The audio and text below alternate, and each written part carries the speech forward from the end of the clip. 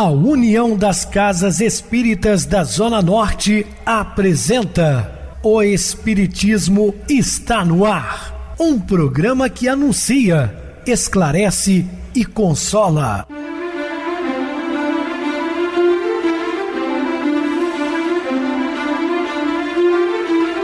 Não se turve vosso coração. Credes em Deus, credes também em mim. Na casa de meu pai há muitas moradas. Se assim não fora, eu vou-los teria dito, pois vou preparar-vos lugar. O Espiritismo está no ar. Sintonize esta frequência. Pare, pense na vida, faça perguntas. Uma ótima noite para você, muito obrigado pelo carinho, pela sintonia. Rádio Clube FM, sua voz é a nossa voz. Estamos no ar de segunda a sexta-feira, desde 2014, pela emissora, pois também pelo YouTube, o canal é Viver _ Melhor. Se inscreva, deixe seu like, sua opinião sempre importante para nós. Ou acesse o YouTube, digite o Espiritismo está no ar, lá encontrarão vários programas, inclusive o do dia. Recebo carinhosamente meu querido amigo, espiritista, trabalhador da Casa Espírita Maria de Nazaré, Adilson Reis. Uma boa noite, seja muito bem-vindo. Boa noite a você, Pedrosa, a você ouvinte da Rádio Clube FM. Vamos juntos mais uma vez no programa O Espiritismo está no ar, sempre estudando e aprendendo juntos. Que Jesus nos abençoe. Meus irmãos, vamos falar sobre as leis morais. Dúvidas, entre em contato conosco ligando para o WhatsApp da Rádio Clube FM, que é 0 operadora 32 999327758. Para falar comigo, utilize a TIM 988012675, o WhatsApp 9844949, novamente 59, o e-mail, o espiritismo está no ar, @hotmail.com.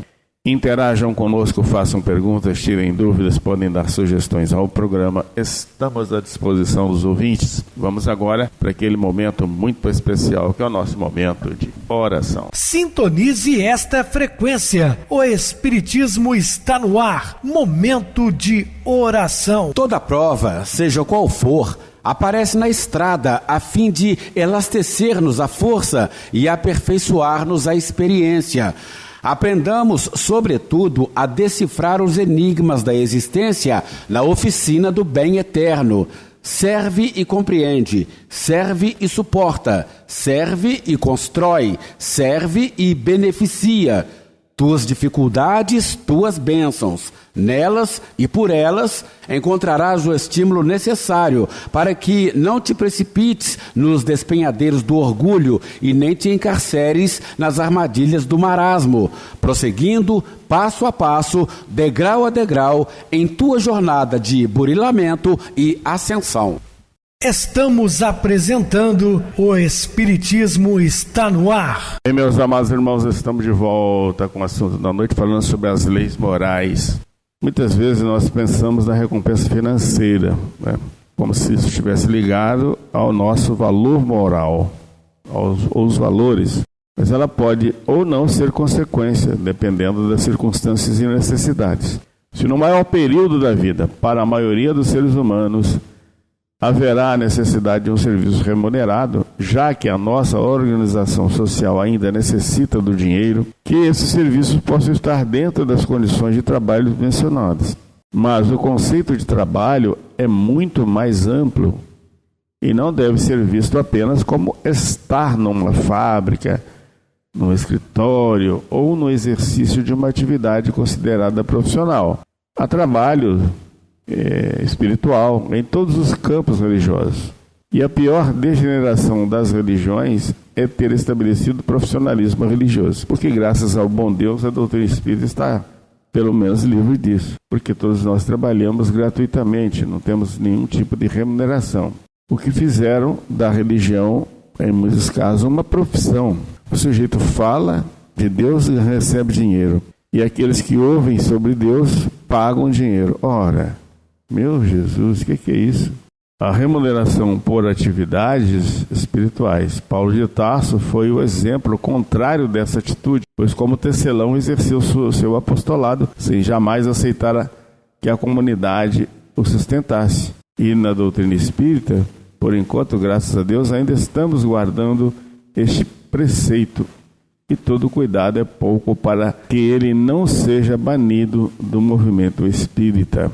Nós tivemos, o mês passado, um grande expositor espírita de Vitória no Espírito Santo aqui.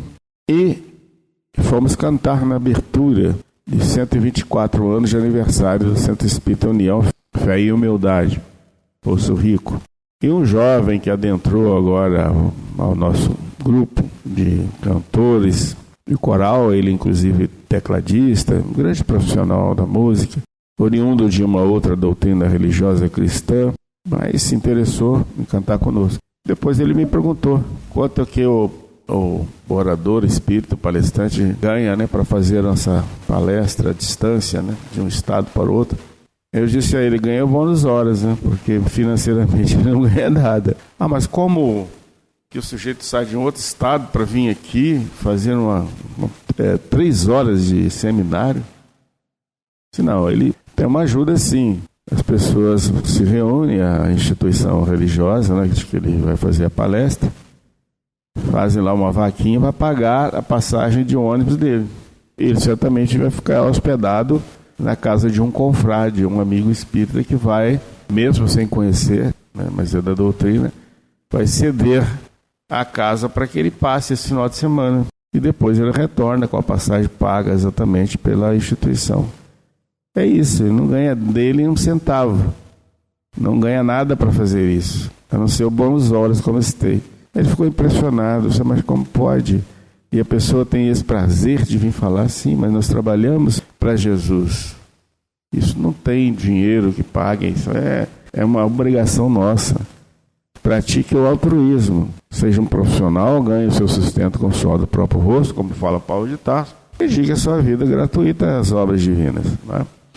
Ao trabalho de assistência fraternal, tudo aquilo que Jesus considerou como obrigação moral nos seus seguidores, assistir os doentes, presos, necessitados.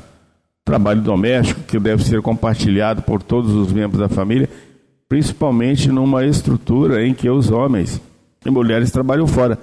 Então foi aquela época que já se passou, que o homem ele só mantinha mantenedor e a mulher que tinha que ficar com as obrigações domésticas. Hoje não, são para todos. A mulher está confeccionando o almoço lá, o jantar, você está lavando as vasilhas. E assim, sucessivamente, né? Ele deve ser compartilhado. Trabalho da educação de filhos tutelados e todos e qualquer tempo que se dedica ao próximo. Além disso, trabalhos intelectuais e artísticos com propostas idealistas e nobres, por vezes, podem não dar nenhum fruto financeiro àqueles que os produziram, mas ainda assim permanecem como contribuição assistencial à evolução da humanidade. Desde a primeira infância, época em que justamente o trabalho não deve ser remunerado e muito menos explorado, deve-se procurar associar o trabalho à criação, ao gosto de produzir, ao prazer de servir ao próximo, de ser útil no uso e desenvolvimento das próprias potencialidades. Então, desde cedo já vai incentivando as crianças a fazer aquelas coisas com prazer. A vontade do bem. O progresso espiritual não pressupõe apenas o conhecimento e o sentimento do bem, mas a disciplina da vontade, o impulso inquebrantável para o alto. A vontade é a persistência, a firmeza, a energia que se põe num propósito edificante, num trabalho útil. Então, tem que ser tudo útil. Sem ela, o conhecimento mais elevado e as melhores intenções se desfazem às primeiras contrariedades e oposições. Ora, a vontade é despertada pelo conhecimento espiritual, é atraída pelo polo supremo da perfeição, que é Deus.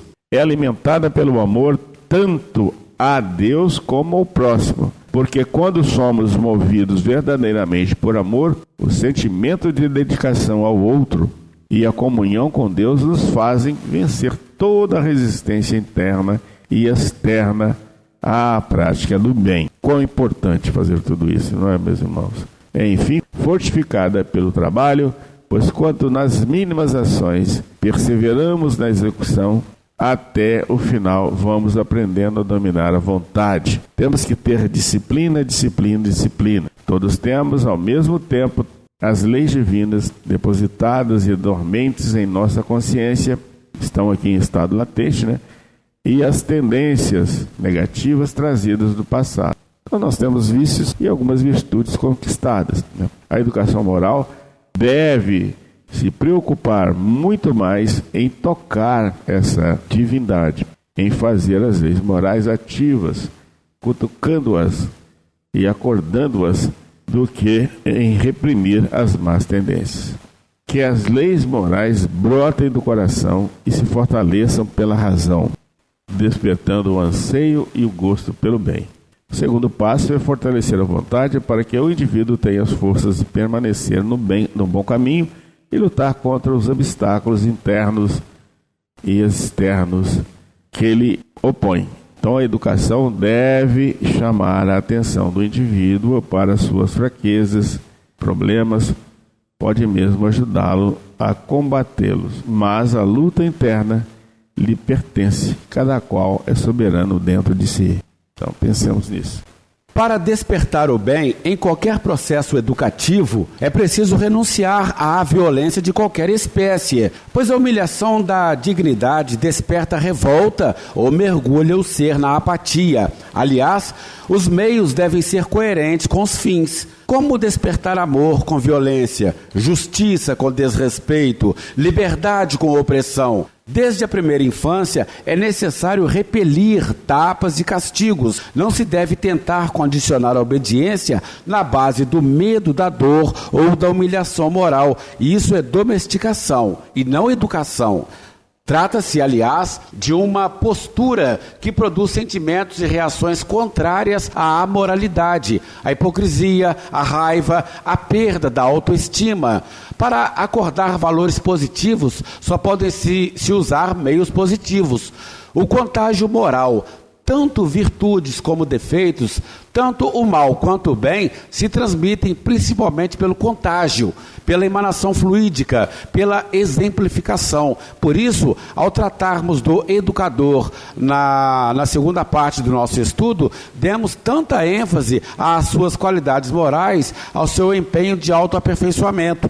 O ambiente que cerca a criança, o adolescente e o jovem, o engajamento sincero dos educadores na própria evolução moral, a elevação dos estímulos que recebe, eis a fonte principal da educação moral. O teor das conversas que escuta, a maneira como os adultos à sua volta se relacionam, os valores que familiares cultivam na própria vida pessoal, tudo isso será determinante na educação moral do indivíduo. Não que pais e professores devam se mostrar pessoas distantes e sisudas, que simulam circunspecção para conquistar um falso respeito. O contágio moral se dá muito mais nas relações abertas, com naturalidade e alegria, do que com moralismos rabugentos. A prática moral. A melhor maneira de se aprender algo é fazendo. Assim, na medida do possível, os educadores devem proporcionar oportunidades de boas ações, estimulando os educandos sem arrancar-lhes a iniciativa. Convidá-los sem coação a participar, na medida de suas forças e capacidades, em trabalhos de assistência e ajuda ao próximo, em que os adultos estejam engajados. Incentivar a cooperação entre eles. Pestalozzi, nesse sentido, propunha na escola o ensino mútuo, ao contrário da competição estimulada pelas provas e notas em nosso sistema. Aproveitar das situações cotidianas, mesmo dos conflitos e problemas, para destacar as vantagens de virtudes, como a justiça, o perdão, a fraternidade e etc. Se o amor é uma das finalidades da educação moral, também é o seu recurso principal. Só o amor tem o condão, capaz de tocar a divindade essencial do espírito. Entenda-se aqui o amor em seu sentido mais profundo e sublime. Muita gente confunde amor com egoísmo, ao projetar no outro a satisfação de suas próprias necessidades afetivas ou de seu orgulho e vaidade. Outros entendem o amor como servidão, nos mínimos caprichos, ao ser amado, coisa comum por parte de pais para com os filhos. O amor verdadeiro é aquele que, acima de tudo, deseja o crescimento espiritual do ser amado e se devota, se sacrifica até por esse progresso. Esse amor, portanto, sabe destacar a melhor parte do educando e cultivá-la com carinho e paciência, sem ignorar suas tendências negativas, tentando igualmente transformá-las, sem violência e sem desrespeito pela dignidade do ser. O amor sincero e profundo cria uma atmosfera de alegria e entusiasmo de viver, que é o fio condutor de toda a evolução real. O gosto de estar junto, o encanto de cativar o outro e se deixar cativar, proporciona paz e estímulo. O tédio existencial e o desânimo têm geralmente origem na falta de amor, onde ninguém se importa com ninguém, todos se fecham em si mesmos e murcham espiritualmente. O amor sustenta o vínculo de confiança recíproca e diálogo sincero entre os seres humanos, condição essencial no processo educativo. O diálogo não é algo que se possa improvisar repentinamente entre pessoas que convivem sob o mesmo teto. Ele é sempre fruto de um longo cultivo e brota de uma relação de confiança. Na educação, deve começar a ser cuidado desde a primeira infância, nas mínimas ocasiões da vida diária. Pode-se alegar que, às vezes, em poucos minutos, estabelecemos um diálogo profundo com alguém que acabamos de conhecer, chegando mesmo à troca de confidências. Isso pode acontecer por se tratar de um reencontro do passado, em que as relações íntimas se restabeleçam de imediato, numa simpatia intensa, ou ainda por uma afinidade espontânea e profunda.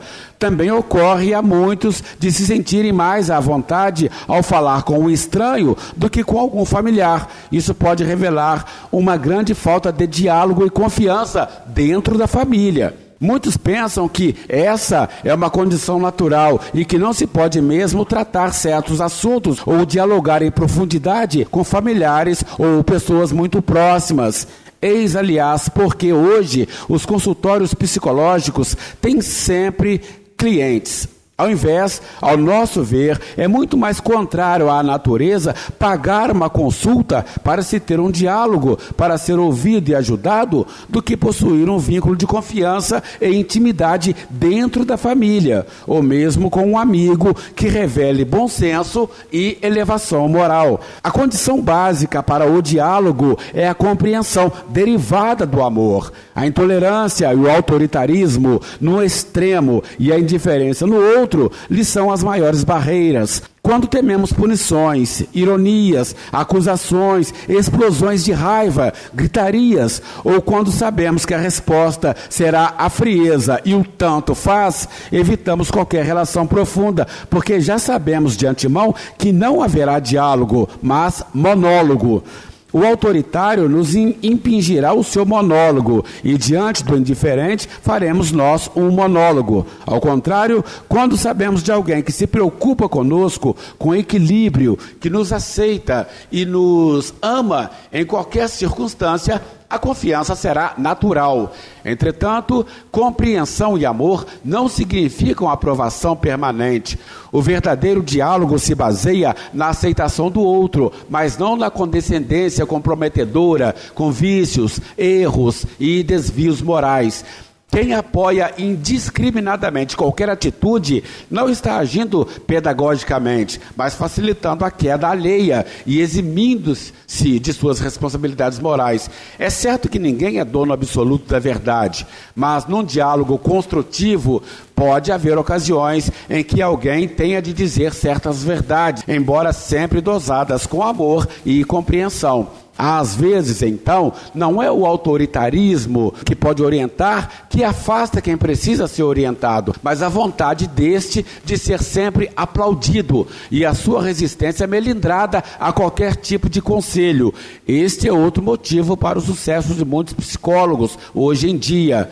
É que, por dever profissional, segundo dizem, eles devem se manter neutros do ponto de vista moral. É certo que ninguém pode se arvorar em juízo dos atos alheios, mas nenhum processo educativo ou terapêutico poderia jamais estar fora de certos princípios morais. Mas, justamente por esta omissão, é que muitos preferem pagar um profissional que se manterá indiferente à sua vida moral do que buscar o conselho de alguém que realmente o ama e está preocupado com seu progresso espiritual. É cada vez maior o número de pais que procuram profissionais de psicologia diante de qualquer pequeno desajuste de seus filhos. Recurso também indicado pelas escolas. Este é um sintoma do quanto os educadores não querem se dar ao trabalho do diálogo e da educação e preferem passar suas responsabilidades a terceiros.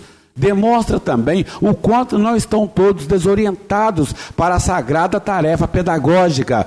Não estamos com isso desmerecendo a existência da psicologia como ciência e a sua prática terapêutica, mas é que em nosso mundo materialista, alguns graves desvios têm ocorrido nesse setor. A psicologia, que deveria ser o estudo da alma, é representada por correntes predominantemente materialistas ou, quando muito, vagamente espiritualistas. A pior decorrência desse fato é a rejeição da moralidade para interpretar, orientar e curar a mente humana. Aliás, é compreensível que assim seja. O pai da psicologia moderna, Sigmund Freud, não reconhecia o homem como um ser moral, mas como um ser de impulsos básicos. A moralidade seria a criação social, que, embora necessária, viria de fora, em oposição aos instintos fundamentais do homem.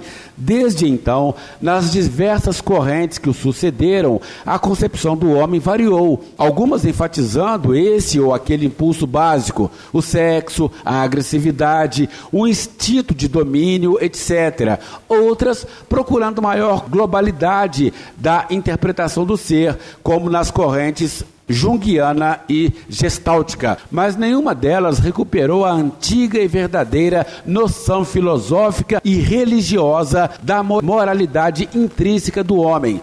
Isso seria, segundo a concepção considerada moderna, metafísica superada e ranço teológico. Assim, se a psicologia estudou e reconheceu com acerto muitos processos e distúrbios diante da mente humana, se propôs muitas formas de terapia, em sua maioria válidas, sempre tem pecado por duas omissões: a rejeição das leis morais imanentes no homem e o desconhecimento do espírito imortal e de suas relações com a matéria. Por isso, não sabe tratar a obsessão, nem admite a reencarnação.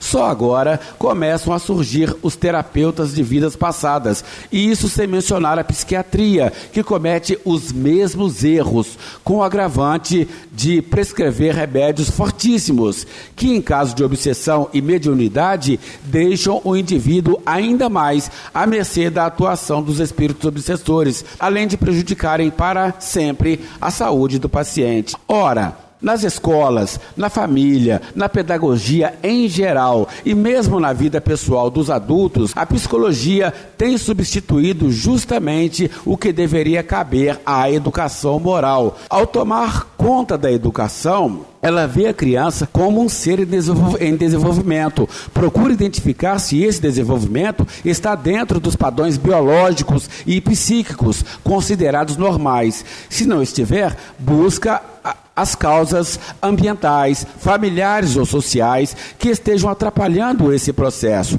Seu interesse básico é que a criança tenha um comportamento adequado. Não se preocupa com a formação de um homem moral e não lida com valores. Na sua atuação, ela pode ajudar no âmbito limitado. Acontece que a maior causa de distúrbios, desajustes e problemas, tanto na vida da criança quanto na vida de adultos, se devem a fatores morais. O desequilíbrio e a infelicidade humanas têm sua maior origem no desrespeito às leis divinas. Tomemos um exemplo concreto. Uma criança revela desajustes emocionais, agressividade, atraso no desenvolvimento ou qualquer outra reação considerada inadequada. Os pais, separados ou não, andam ocupados, cada qual com seu sucesso profissional, com dinheiro e status, e a criança não passa de um enfeite ou um estorvo em suas vidas. Diagnóstico: egoísmo exacerbado, materialismo e falta de amor. Mas os pais pagam o psicólogo para que este resolva um problema que eles mesmos criaram. E a psicologia, na maioria dos casos, não assume que esses pais estejam moralmente errados. Não que psicólogos devessem agir inquisitorialmente, mas, dentro de uma proposta terapêutica, deveria haver o reconhecimento da necessidade da mudança de valores e de uma reforma espiritual. Infelizmente, essa pretendida neutralidade moral significa, muitas vezes, complacência com quem paga. Aliás, a psiquiatria, em casos graves de distúrbio psíquico, também costuma atuar dessa maneira. Os parentes, incomodados com a manifestação de desequilíbrio de um membro da família, querem se ver livres de qualquer responsabilidade. E então, os calmantes fortíssimos que mergulham o infeliz em total apatia ou a internação sumária, deixam todos tranquilos, quando na maioria dos casos o desequilíbrio é conjunto de todos que com ele convivem. O mais sensível manifesta o desajuste e é massacrado pelos demais, com a conivência de psiquiatras pagos pela família, ansiosa de se livrar do problema. Outra questão grave na prática da psicologia atual está no aspecto moral de profissionais que a exercem, já que, teoricamente, essa ciência rejeita as concepções morais, ela serve de justificativa para todo tipo de desvios na própria vida pessoal de muitos psicólogos. Isso é tanto mais problemático porque se trata de pessoas que revelam profundos desequilíbrios espirituais e nenhuma estatura moral. E são elas que vão atuar sobre outras mentes em desequilíbrio ou sobre mentes em formação. Há diversos exemplos de tais figuras representadas por nomes eminentes que orientam o público através de livros e em largos espaços na mídia falada e impressa. E o interesse econômico tem grande parte nesse processo lamentável. Muito bem, Adilson, bem explicado. Vamos agora para o intervalo musical, a seguir a nossa oração final. O idioma de Deus.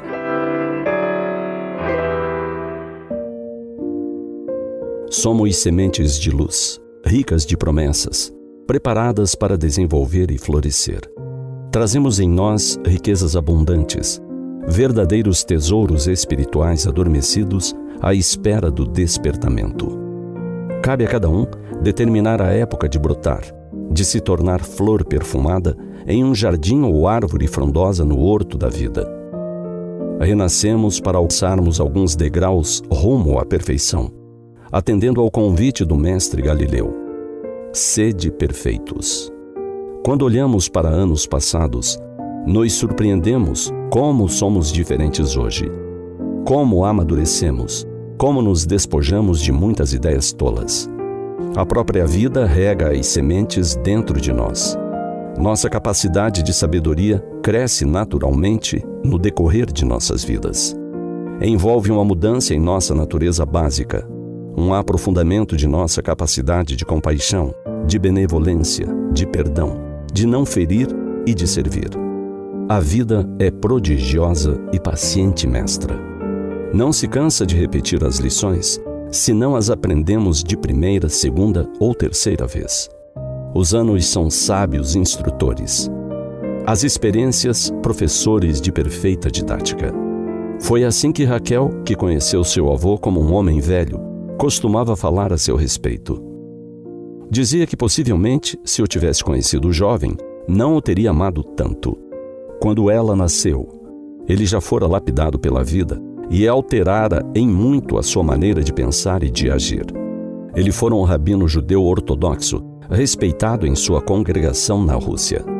Em sua concepção, hebraico era a língua de Deus. Dessa maneira, as pessoas falavam com ele. E era assim que a Yahvé deveriam ser elevadas as preces. Segundo ele, naquela época, Yiddish era a língua dos ignorantes, das mulheres e das crianças. Ele a entendia muito bem, mas se esquivava de se servir dela. Fugindo do seu país no início do século XX, ao ser desencadeado o movimento contra os judeus, teve sério problema na mesa de imigração. O tom de voz com o qual o funcionário lhe perguntou seu nome o ofendeu. Pensando que ele não tivesse entendido a pergunta, o servidor a repetiu em Yiddish, o que mais ainda ofendeu o imigrante, que lhe voltou as costas. O tempo daria lições preciosas àquele homem. 40 anos depois, mudara totalmente. Ele percebera que o sentido literal da lei era muito menos precioso do que seu espírito. Também que Deus habita a alma e não a mente. E Raquel ouviu ensinar que, embora ela não falasse hebraico, poderia conversar diretamente com Deus em seu próprio idioma. Ele compreendera que estamos todos aqui para crescer em sabedoria e aprender como amar melhor. Somos todos filhos do mesmo Deus.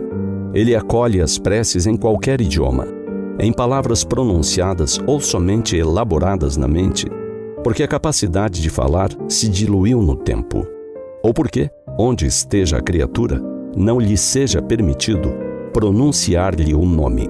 Deus lê nas entrelinhas da alma, decifra os hinos e os cantares, o balbuciar tímido de quem não se acha digno da sua misericórdia. Ele é o Pai Celeste, todo o amor, nosso Pai.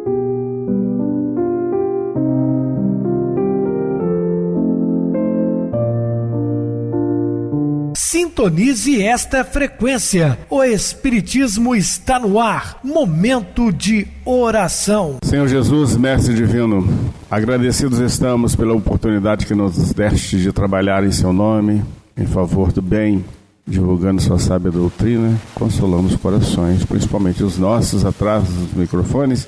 Somos os primeiros a ouvirmos, somos os primeiros a sermos beneficiados pela sua mensagem consoladora de amor e de paz.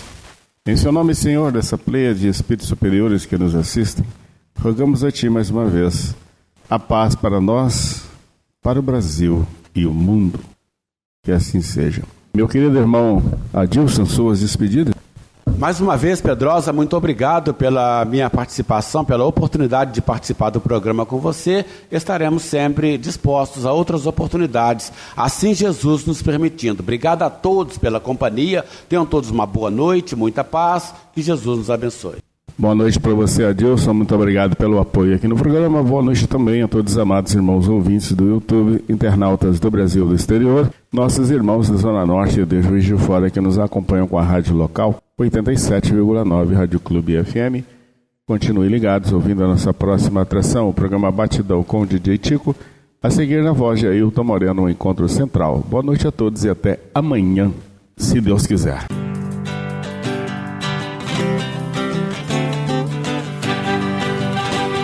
A União das Casas Espíritas da Zona Norte apresentou O Espiritismo está no ar, anunciando o Evangelho de Jesus, esclarecendo sua mensagem, consolando corações.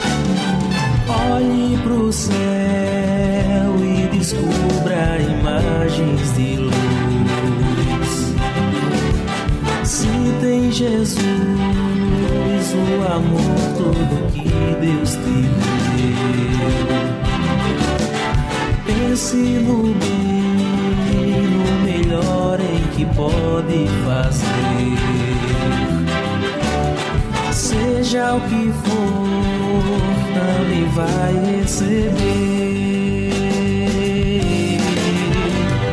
De coração, ajude-me, irmão, a caridade é o caminho do amor. Faça ainda que possa sofrer, pois bênçãos de Deus há de ter. Ame, perdoe e viva melhor a natureza, o céu e o mar. Veja o encanto que a vida nos dá, a chance eterna que temos.